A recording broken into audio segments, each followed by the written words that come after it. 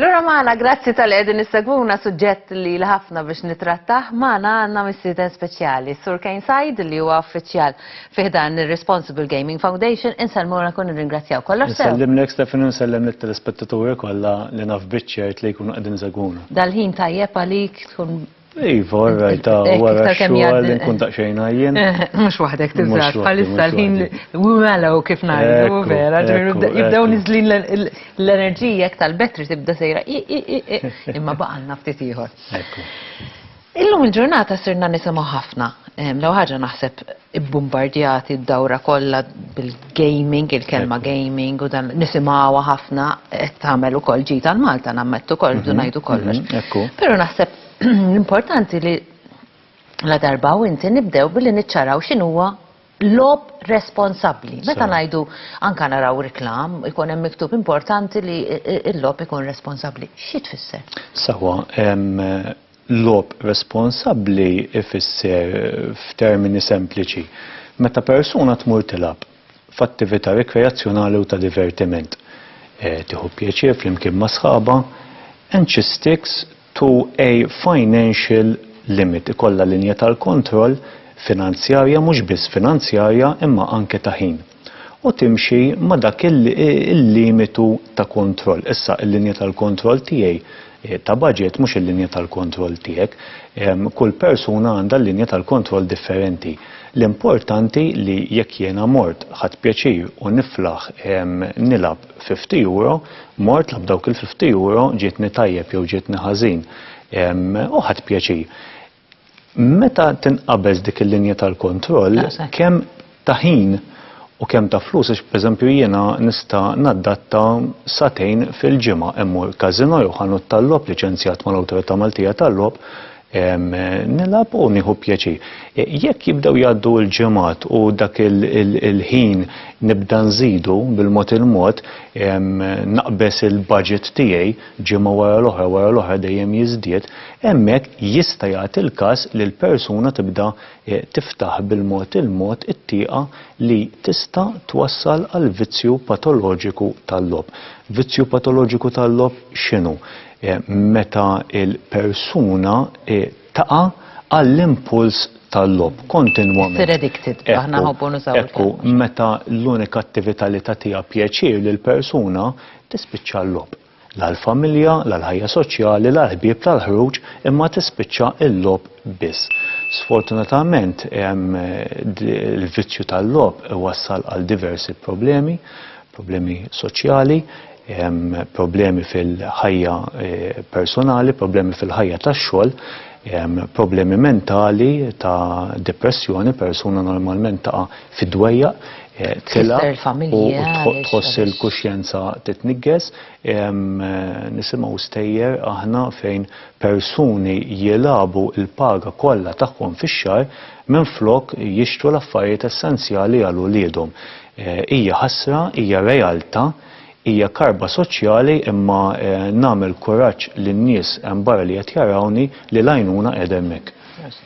Nixtieq niċċara punt għaliex aħna dejjem nippruvaw hawnhekk inkunu leali ħafna lill-lingwa Maltija.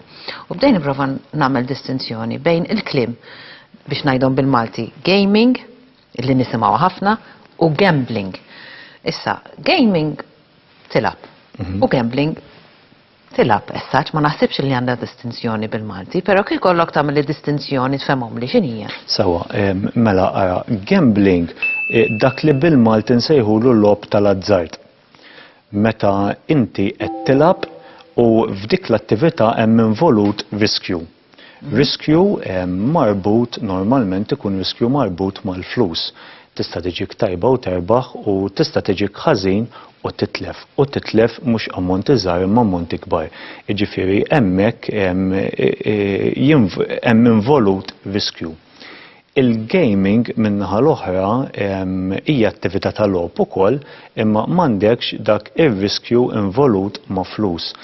Biex inkun ċar, persuna tista' tiġi problematic gambler imma wkoll problematic gamer.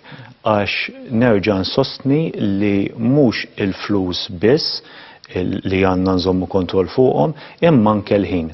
Issa, jekk aħna inqattaw ħinijiet twal in gaming, jiġifieri fuq il-computers tagħna, fuq il-laptops tagħna, fuq l-iPads tagħna ukoll jista' jwassal għal problemi. Dan jgħod mit-tfal tagħna u dan jgħod għall-adulti u l-anzjani tagħna.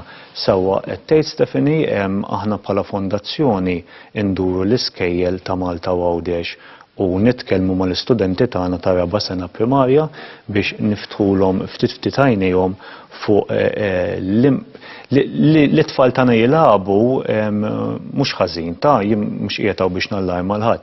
It-tfal tagħna għandhom bżonn jilagħbu jgħinhom fl-intellett, fil-fine motor skills, etc. Imma importanti immens hawnhekk fejn jitlu l-ġenituri li t-tfal jilagħbu iva imma jżommu mal-kontroll ta' ħin li l-logħob ma jispiċċax, skużawni, priorità fuq l-istudju, ma jispiċċax priorità fuq il-ħajja soċjali tagħhom. Mhux għat-tfal biss imma anke għall-adulti u l-anzjani tagħna. Nisimgħu biss tejjer tal-anzjani tagħna ikunu waħedhom fid-djar, jibdew ftit jilagħbu ħinijiet żgħar u dejjem iżidu. U għalkemm gaming tal-kelma logħob fiha għandek anka element pereżempju ta' social media li wkoll jaqa' għax inti isa l-addiction, il-fatt li inti tiġi għandek dik il-kilba kollu biex tkun mal-computer pereżempju jew mal-laptop tiegħek. Ekku, illum il-ġurnata qed naraw kif qed tgħid tajjeb ħafna inti mhux il-vizzju għall-logħob biss, imma il-vizzju għall-profili soċjali tagħna, għall-dinja soċjali. Ma li kien ċans kulħadd bil-mobile fideh u jidħol f'din id-dinja virtwali kulħadd bil-profili tiegħu li sfortunatament illum il-ġurnata kemm il-darba tara persuni, familji qegħdin jingħaqdu madwar mejda il-ħadd f'nofsinhar u kulħadd bil-mobile fideh u sfortunatament dan kollu iwassal bil-mod għal-problemi u xek. Problemi diversi, għalix anka l-mod kif ma tnix nafu nissoċjalizzaw, ma tnix nafu li namlu konverzazzjoni jek ma nħarsux u ma nbabsux. Il-fondazzjoni naf li edha fil-fatt għalek qiegħed hawnhekk inti biex twassal dan il-messaġġ. Edha tipprova tgħin. U diġà ċennajt għal-fatt li intom tmorru fl-iskejjel. X'tip ta' għajnuna oħra toffru? Iva, aħna għandna il-linja ta' għajnuna nazzjonali il-1777. Dan huwa free phone, anonimu, inħeġġeġ lil kull min iħossu li għaddej minn problema relatata mal-vizzju tal-logħob, mhux biss, anke il-persuni tal-madwar. Għaliex hawnhekk importanti li ngħid li mhux l-vizzjat biss ikollu bżonn l-għajnuna imma anke l-persuni tal-madwar li vvizzjat.